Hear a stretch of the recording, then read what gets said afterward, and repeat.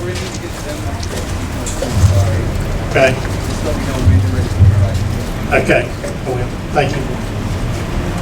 Folks, welcome to Swain County. It's a beautiful day here today the good Lord has provided us with. Thankful to see everyone that's here today. I want you to feel welcome. I'd like to welcome especially our Swain County High School Marching Band, who is here to perform for us some patriotic songs. And also, Town Board of Aldermen. Is there anybody here from the Town Board? Okay. All right. Glad to have you here. Welcome. Thank you, Mr. Bryson, for being here. I want to also welcome our VFW host, local members, also those who are currently serving our country, our first responders and firemen, firefighters, EMS workers, law enforcement. Thank you for being here today. And this is a momentous day for Swain County to be given these things for our future generations to learn from. And for us to, we're very thankful today for our freedoms that we experience in this country. And so without going any further, we're going to have an invocation. Invocation to be given by Commissioner Ben Bushyhead. This time, he's our vice chair.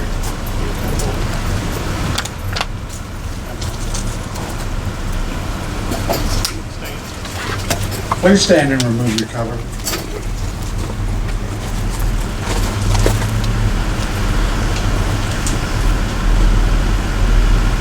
God, we come into your presence on a beautiful day that you have given to us. We come to acknowledge your power, your mercies, and your grace.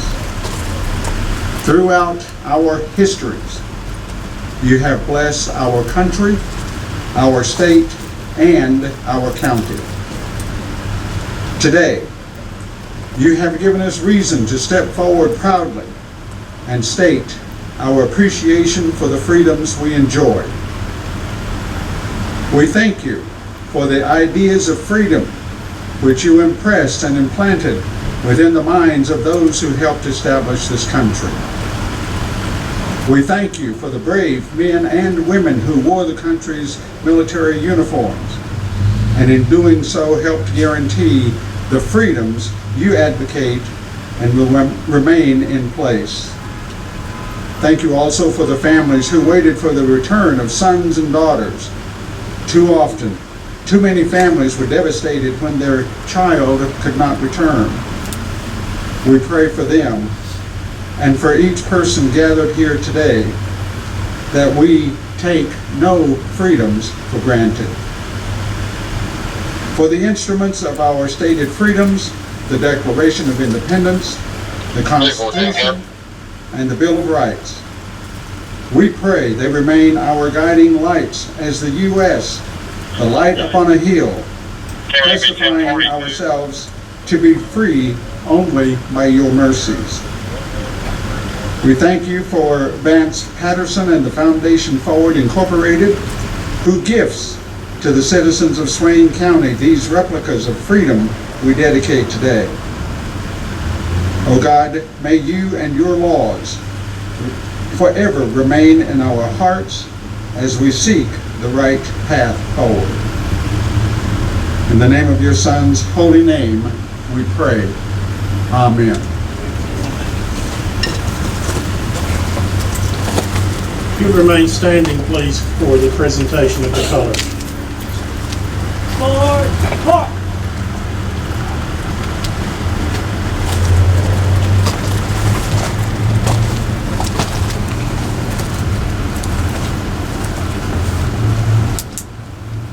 Color guard, halt! Color guard, face!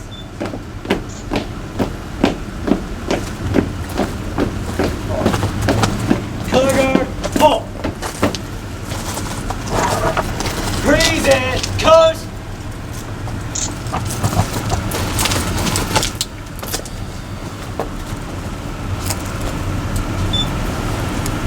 At this time, if you would, join in with me as we say the Pledge of Allegiance to the flag of the United States of America. Attention, salute, pledge.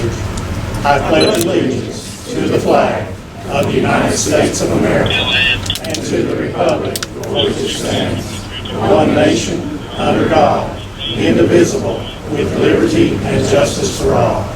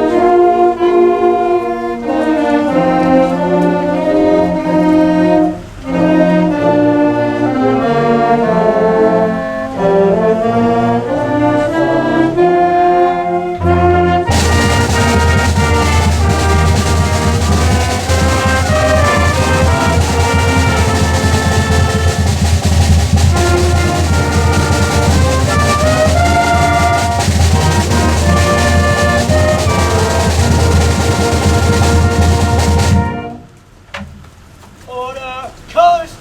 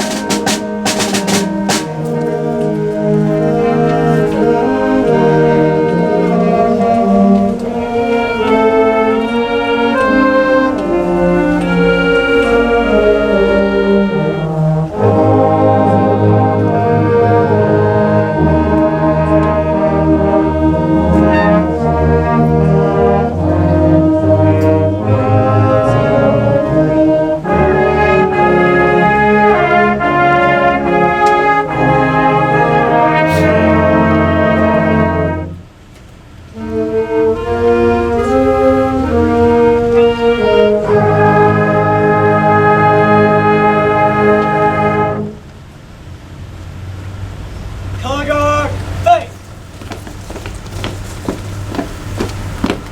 Forward, part.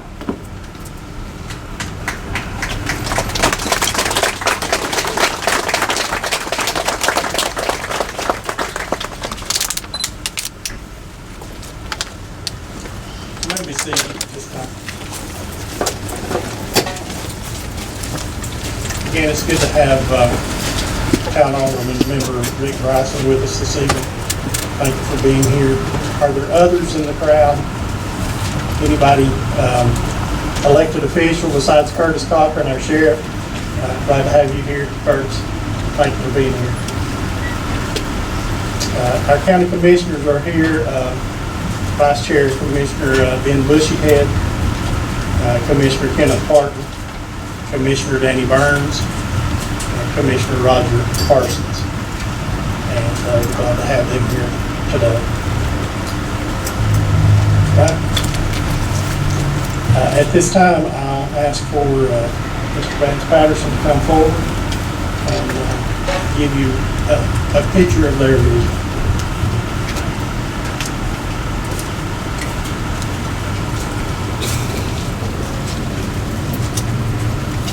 Wow, thank you all for being here today. I'm really proud of you for making the effort to show up to be at this historic occasion. My name is Vance Patterson. I'm from Burke County. I'm a father of 4, married 43 years to my wife, Mary Jo. I'm a businessman. I have a company that makes industrial fans. We actually make things out of metal, ship them across the country and around the world. I am a manufacturer. I'm going to tell you a story. It lasts about 6 or 8 minutes, depending on how many rabbits I chase. Then I'm going to tell you a little about your setting here, and give you a real brief idea of what I see in the future. About 6 years ago, Mary Jo and I were up in Washington, D.C., visiting with some congressmen and some of the organizations up there, and we had some free time. So we decided to go over to the National Archives, because we'd never seen the Declaration of Independence and the Constitution before. So for you that have been there, you're kind of wandering down this hallway, looking at different exhibits, and then it opens up into this big room. You walk through these big bronze gates and into this rotunda, and there are the founding documents on the other side. Declaration of Independence on the left, 4 pages of the Constitution in the middle, and Bill of Rights on the right. One of the things I liked about the way this was done was once you got in the rotunda, there were no lines. You just wandered around, looked at different exhibits, and when you got a chance, you stepped up and looked at the founding documents. This is when we learned that these were called your charters of freedom. Now, I don't know about you, but the first time I looked at the Declaration of Independence, something our founding fathers had actually penned, and then saw their signatures, Thomas Jefferson, Benjamin Franklin, John Adams, Rutledge, and the others, I just got goosebumps. And then when I moved over and saw the first page of the Constitution, and the words, "We the people," I got a lump in my throat. It was really an emotional experience for me. Then you move over and we saw the Bill of Rights. Now, something you need to know about the Bill of Rights. There is no historical document known as the Bill of Rights. What's on display in Washington is the first proposed 12 amendments, signed by John Adams, presented to Congress for approval. The first 2 proposed amendments were not approved at the time, only the next 10. And those first 10 amendments are known as your Bill of Rights. So that document does contain your Bill of Rights. And what you look at up here, you won't recognize the first 2. It's the last 10, because this is a replica of that historical document. Now, Mary Jo likes to read just about everything. So while she's going around and reading the supporting documents, it gave me a chance to step back and just kind of take in the moment. I wanted to remember the feeling I had the first time I saw these documents. And 2 things occurred to me. First of all, that I'd probably never see them again, because it took me over 60 years to get there the first time. And second, that most people would never see these documents, even though it's free and open to the public. There's just so much else to do up in Washington. All the other monuments, the museums, the government buildings, that people just don't get a chance to get over to the National Archives. So when Mary Jo was done, we left. Now, some of you may remember I ran for U.S. Congress here in the 11th District back in 2012. And I tell people, I never studied so much in all my life as when I was running for U.S. Congress, not in high school or college. You see, we were sometimes having 2 and 3 debates a week over 17 counties. And you all are asking questions about the environment and the economy and immigration and taxes and the Federal Reserve and government and foreign governments and the military. And to me, embarrassment is a tremendous motivator. I didn't want to be in front of a group of 150 people and not be able to address a subject for at least 2 minutes. So I studied evenings and weekends. Well, one of the subjects, of course, you asked about was education. So I did some research, and I learned that we had 2 founding fathers who were very big on education, Thomas Jefferson and Benjamin Franklin.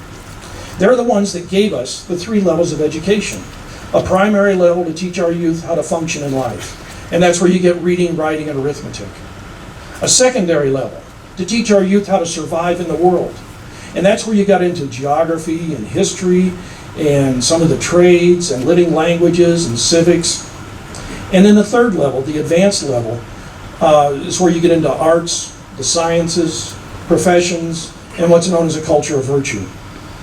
Well, it should be no surprise that these 2 were very big on civics and government. After all, they laid the foundation for our government that we have today.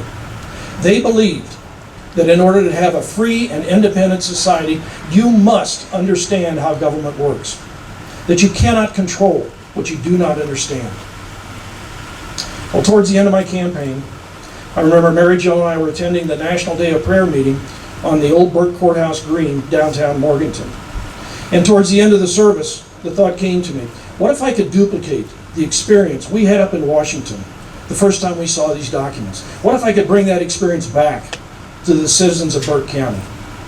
So I started getting excited about it, and after the service was over, I told Mary Jo, and she really liked the idea, and we actually walked around the grass around the courthouse, picking out possible locations to put a Charters of Freedom setting. Well, later that year, after my campaign ended, if you remember, there were 11 of us to start with. I finished second. There was a runoff, and I came in second again. So after I recovered from running for office, I started working on a project, and it turned out to be an education project. And the scope of the project was to design and build a replica of the Charters of Freedom as exhibited in the National Archives. To put that in a central location in Burke County, it had to have high visibility, high foot traffic, and easy access for school children. Because again, this is an education project. It took 2 years to get it done. Even though it was a gift from Mary Jo and I, it took 2 years to get this done. Now, something I said earlier about not being back up in Washington, turned out to not be true, because after we got this approved, I realized there are no dimensions, no drawings, nothing online.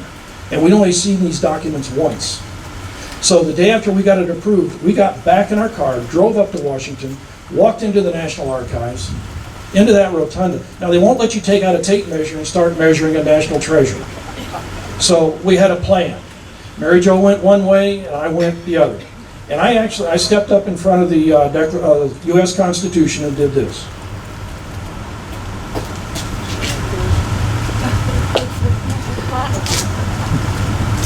All right, so I knew it was about 12 feet long. Meanwhile, Mary Jo is actually walking up to the monuments, to the settings, and marking on her body the different elevations, standing there facing the crowd. And then we left before somebody stopped us and wanted to know what we were doing. We checked into our hotel, figured out what the measurements were.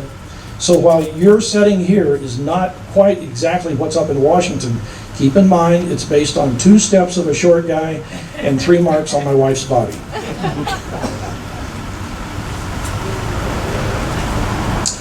Okay, we dedicated the first Charters of Freedom setting on July 2nd, 2014. The first one outside of Washington, D.C. That was in Burke County.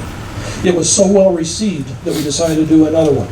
So we went to Cherokee County. Now, other people in the country, I have to tell where Cherokee County is, of course you all know, in Murphy. And that was on September 17th, 2014, Constitution Day. We decided to do a third one in Buncombe County, downtown Asheville, and then we set up a foundation, a 501c3 called Foundation Forward, because we knew we were going to be doing more. After Buncombe County, rumors started that I was going to run for Congress again, because all 3 of these were in the 11th District. And I think Mary Jo was starting to get a little bit nervous. So we decided to go north. The 4th one went in Jacksonville, Illinois, in Morgan County, where my wife grew up and went to high school. The 5th one went to Howard County, Indiana, Kokomo, Indiana, where I went to high school. The 6th one was a gift from my employees at Patterson Fane Company to the children and citizens of South Carolina. And that's down in Columbia, South Carolina. 7th was up in Kentucky. We've done 4 more since then. The first one we did the next one we did in Indiana was at Hanover College. It was the first one to go on a university or college campus. And we're really proud of getting that done. Swain County, yours here, is the 5th one in western North Carolina. And they did a beautiful job of it. I know this is going to get a lot of use. We're going to brag about what this one looks like and how it's done. Now, a little about your setting here. When I was in Hanover College, I built something without asking for permission.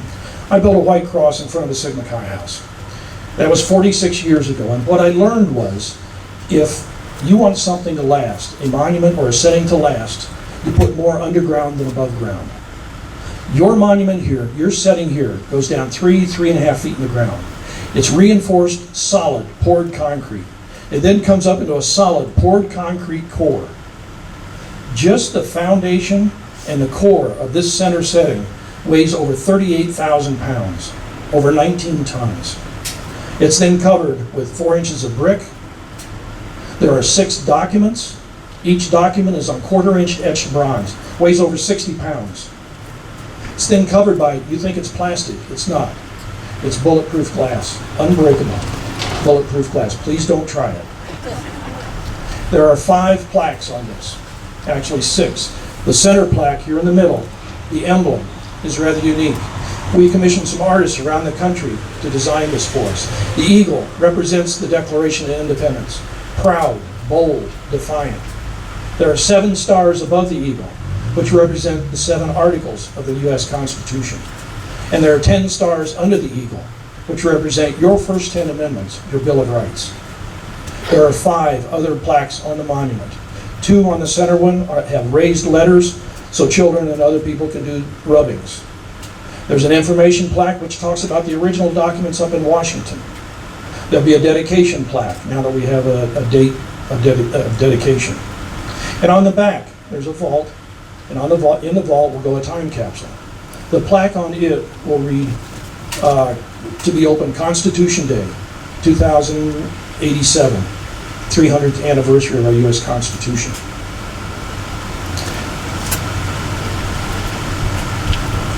People ask us why we're doing this, and because it's very expensive. And I say, yes, it's expensive, but it's more important than money.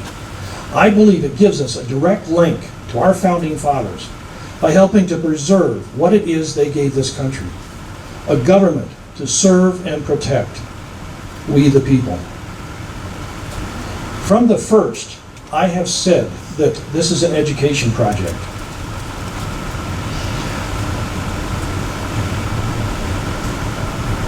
And I did tell you that our founding fathers said that in order to have a free and independent society, you must understand how government works. Thomas Jefferson, in 1789, said, "Whenever the people are well informed, they can be trusted with their own government." And James Madison, in 1822, James Madison, a 5-foot 4-inch virtual rock star of his era, wrote, "A people who mean to be their own governors must arm themselves with the power knowledge gives." You wouldn't believe how many people come up to us when we're building or setting these settings and say, "That's the whole Constitution, just 4 pages?" And we say, "That's it, just 4 pages." All of our laws and our government are based on those 4 pages. You wouldn't believe how many people don't know that the first 10 amendments are your Bill of Rights. I guarantee there are people here today that learned that. And I say, way to go for being here. You learned something. And it's really important. Now, imagine teachers bringing their 3rd, 4th, and 5th grade students down here for an annual field trip to spend some time learning a little about our founding documents, a little about our founding fathers, how government works, how state and local government works, and maybe some about our local heroes. Commissioner Joe Belcher in Buncombe County took a group of 5th graders to their setting in downtown Asheville. Spent about 2 hours. He was amazed at the interest those children took in learning about our founding documents. Their picture is on the back of the program today, and how you can just see the interest in their eyes. Now, you may have noticed I'm trying not to call this a monument. It's not a monument. I looked up the definition of a monument, and it said it was a memorial to an event or a person. This isn't a memorial. This is an active, hands-on, supplemental curriculum for your school's education, and also meant for the education of the citizens of Swain County. When we were leaving Hanover just last week after the dedication, there was an African-American maintenance supervisor, a guy named Ron Wells, that I worked with during the dedication. As we were leaving, I walked over and shook his hand and just thanked him for all his help and everything. And he thanked me once again for giving the setting to their community. And I said, just make sure people use it. And he told me he had already taken his son over to the monument and had a talk with him. And I said that meant more to me than anything of the day, to know that a parent had taken their child over and shown the setting to him and talked to him about our founding documents already, even before we had left. And I hope that the people of Swain County will do the same. Don't wait for the school. You as parents need to bring your kids and your grandkids down here and explain a little about them. You may not think it's that important to them at the time, but they will remember that for the rest of their lives. There are 3,142 counties, boroughs, parishes, independent cities, census zones, and the District of Columbia in the United States. Our goal, long-term goal, as a foundation, is to set charters of freedom settings in as many of those communities as possible over the next 10 years. Our immediate goal is to continue putting these settings in western North Carolina. We've got another one to do, to dedicate over in Macon County. And then we've got 5 more to get out of the ground before the winter hits. Our plan is to go right across the state, do all 100 counties, then do all 46 counties in South Carolina. So people around the country are saying, what is going on in the Carolinas? Our hope is that future generations, that are leaders of future generations, will grow up in communities, just like Swain County, that have their own charters of freedom. That they'll no longer talk about the U.S. Constitution and Bill of Rights up in Washington, but they'll be talking about their Constitution and their Bill of Rights, the ones they grew up with right here in Swain County. That's my story and a little bit of my vision. Again, I'm so glad you're here today. Thank you.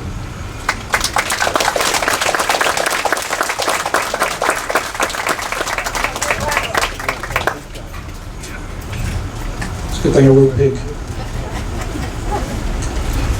All right, well, Mary Jo and Commissioner Carson, please come up.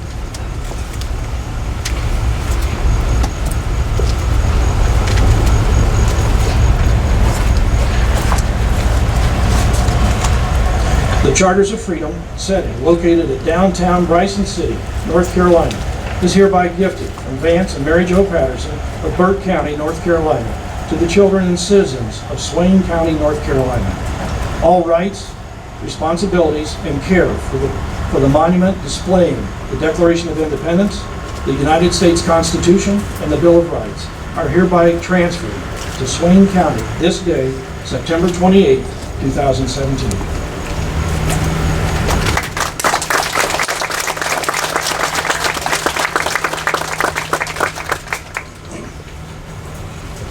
Have of accepting this certificate of title for this project. It was very important to the county commission that we do this project for our people. And Mr. Patterson and his wife, the foundation, presented that. Our Swain County maintenance people, headed up by Mitch Jenkins as their supervisor, performed all of the work. They've done a magnificent job, and we're just very thankful for that. We're able to do the project without hiring outside help, and it's a wonderful thing, and it's going to be a future reminder for generations to come of what it means to be an American. And not to take for granted those freedoms of our forefathers, of folks who shed their blood on the battlefield to keep us safe. People every day that keep us safe. Our local law enforcement. We take things for granted, you know. Yes, they've got a job to do. It's a difficult one. And it's hard anymore to please everyone.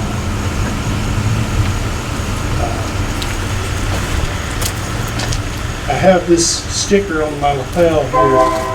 This little pin belonging to my sister, who's now in heaven. It says, "United we stand." And take just a few minutes every time that there's a national anthem played, every time that you have opportunity to say the Pledge of Allegiance. Do that in front of your children. Stand and honor those folks who shed their blood for our freedom. And I think that that's very important. We will stand united in this United States as long as we keep teaching our children the correct way. And again, it's up to you as parents and me as a grandparent now to teach our kids to love their country to honor the uniform, to honor our law enforcement. And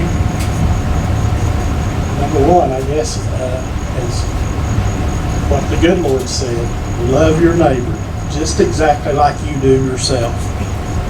If we'll all do that, this will be a great place to live. And it already is. Thank you again for your gift to Swain County and bringing the project to us. And I gladly accept this on behalf of all you folks of Swain County.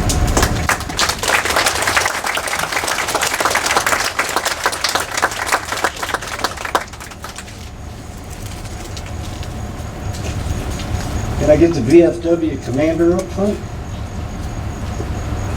Either the sheriff or one of your deputies. I need some cannoneers. You up to it, Sheriff? Well, I like carry a cannon, but I carry a pistol. We're gonna lend you one. How about a member of the police department, Bryson City Police Department? A big fellow there? No, this one here. All right. And I'm gonna put a future serviceman on the spot. I need the commander of the color guard. Commander of the color guard. Leave your weapon behind. We're gonna give you one. And hopefully a future serviceman, which will be Bryson. If you all follow me, and if Vance will give me a couple minutes to get them all prepped, we'll start.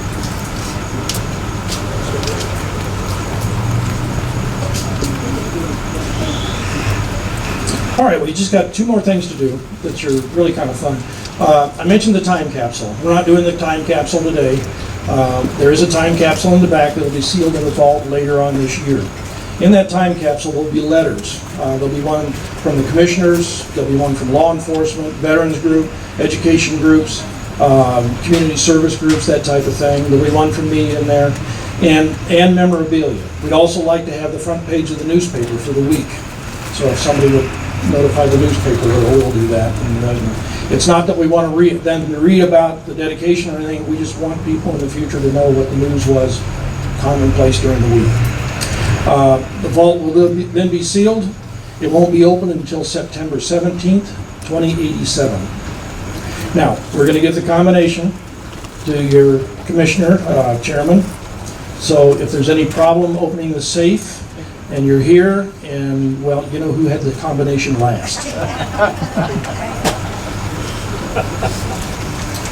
My wife is reminding me, everybody please sign the registration over here. This is archival paper, which everybody's signature will go in the time capsule. So your great-great-grandchildren are here, they will open it and they'll read it. All time capsules around the country will be opened the same day, that's September 17th. Which should be a pretty interesting day. All right, we're going to do a cannon salute. And when I first did this, I knew I wanted to do a cannon salute, but I didn't know how many times to fire the cannon. I knew 21 times was too much. So again, being an education project, I did some research. And I learned that the cannon salute started back in the 1600s. As a ship would pull into port, the port wouldn't know whether the ship was hostile or not. So the ship would turn its guns to sea and discharge 7 rounds. Now, anytime you discharge a weapon, you do 2 things. 1, you weaken your position, which shows the port you mean no threat. And 2, you're honoring the port with a salute. Well, the port, having more gun and more powder, would answer 3 in kind. And that's where you get a 21-gun salute. Well, again, I knew 21 guns was too much, but I knew that there was I'd done business up in Scotland, in Edinburgh. And for you that have been to Edinburgh, you know that they mark the time of day firing cannon. And the story is that they told us was that they liked what the British did. The British would shoot 12 rounds at noon so the ship's captains and the shop owners could set their clocks. Well, the Scottish, being Scottish, reasoned, why shoot 12 rounds at noon when we could wait 1 hour and save 11 rounds? So every day at noon, there's a howitzer in the old fort that goes off 1 round, and you know it's 1 o'clock. So I knew my number was somewhere between 1 and 21. And I decided on 7 for historical reasons and because there are 7 articles in the U.S. Constitution. We're going to fire 1 round for each article of the U.S. Constitution. Are my cannoneers ready? No answer means consent. Okay, drum roll, please. Article 1 defines the legislative branch, composed of the House of Representatives and the Senate. It describes their powers and workings.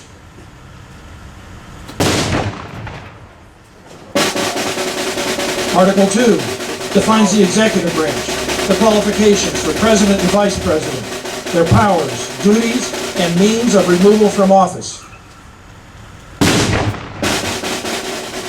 Article 3 sets up the judicial branch, the Supreme Court and the lower court system.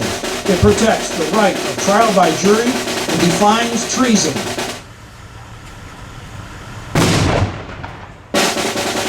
Article 4 gives the states the right to make and carry out their own laws related to the people and problems of their state, so long as the laws do not conflict with the United States Constitution.